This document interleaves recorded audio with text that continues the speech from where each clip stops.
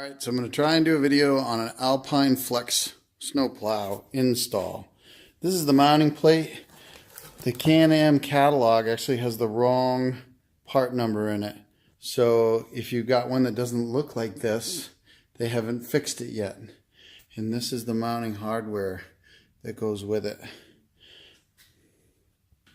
In the mounting instructions, they tell you to put this sensor in first.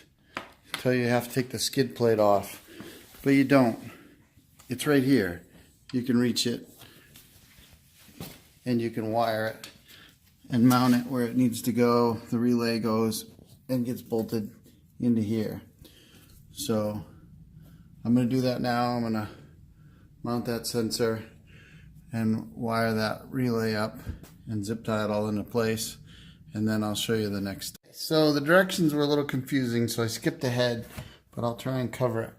They want you to remove the two skid plate bolts that are parallel with the A-arm. And then once you do that, you have to take out the panel nut. Well, the panel nuts are back there, so you have to take out the two front ones, and now you've put this wire in and zip tied it all in place. You've kind of effed yourself. So no big deal, we'll just tip it down, take a big screwdriver, put it on the panel nuts, and pop them out of place. I don't think it'll be difficult. Too difficult.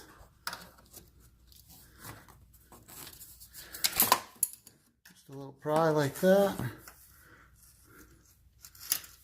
I'm watching what I'm doing, not what the camera's doing. Alright. Yep, just stick it under there and push it back and it'll come right out. Now I did take this to the car wash and I scrubbed it real good, I thought, but there's always more dirt. So now that we've got that out and I've got this panel prepped, you put the bolts in with these little spacers and O-rings to hold them, and then you can fish those up in place, and those are going to replace the skid plate bolts. Now I don't have enough hands to do this, so I'll be back. So the directions tell you to insert those small bolts first, but I found that it was easier to put the large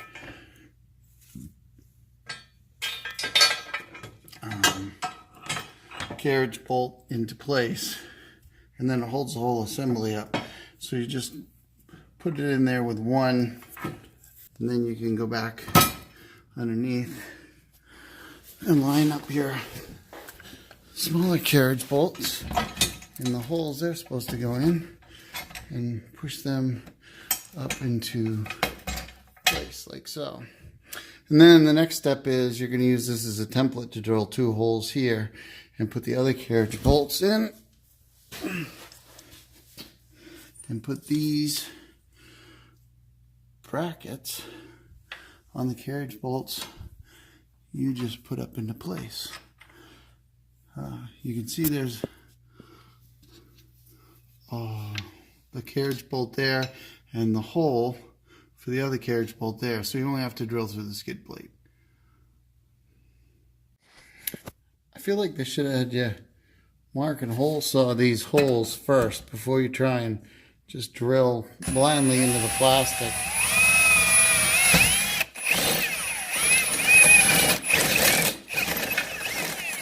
But once you find the hole, you can kind of ream it into place.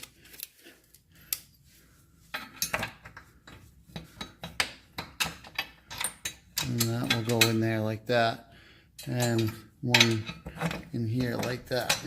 Now the nice thing about this is we took those factory skid plate retaining bolts out and stuff. And the reason that's good is I got a broken one, so I can replace it. So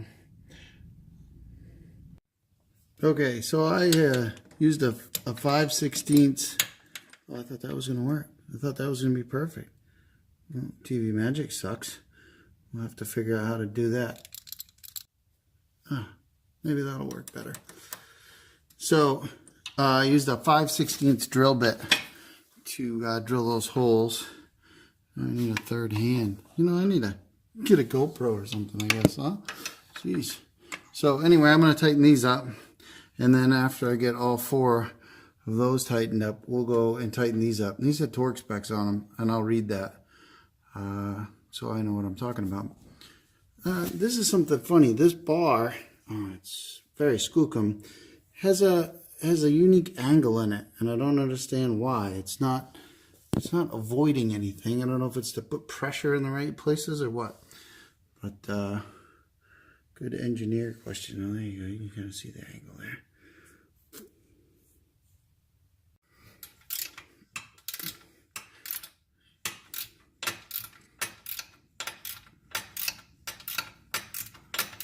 I have a flex head ratchet to wrench somewhere. I can't find it.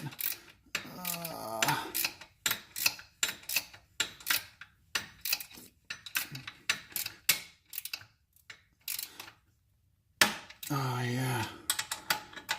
Guten Tag, yeah. That's how we like them, guten Tag. So the thing that I like about this plow setup is it doesn't affect your ground clearance. And with the Maverick, ground clearance is terrible. Where I live, it's all rocks, so I need a lift kit in 30s. But I think the next thing I'm going to do is adjust the suspension. But I'm going to finish this plow mount. And then I don't want a winch. I want to use the linear actuator. Now, Warren makes one, but I have one from a robotics company, so I'm going to mess with that first. And then if that doesn't fly, I'll get the Warren one. But this is the Alpine Flex kit from Can-Am. And I went with it because it is such low profile. And Skookum is frigged.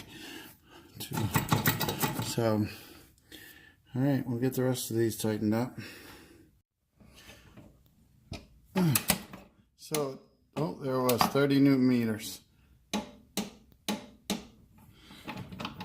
If you don't have a torque wrench, you can borrow them from the automotive parts stores.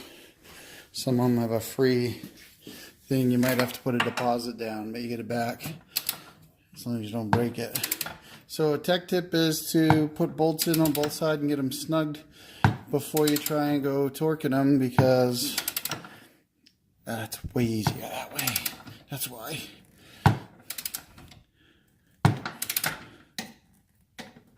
There it is. Alright. And that's the plate install. So I think this will be this video.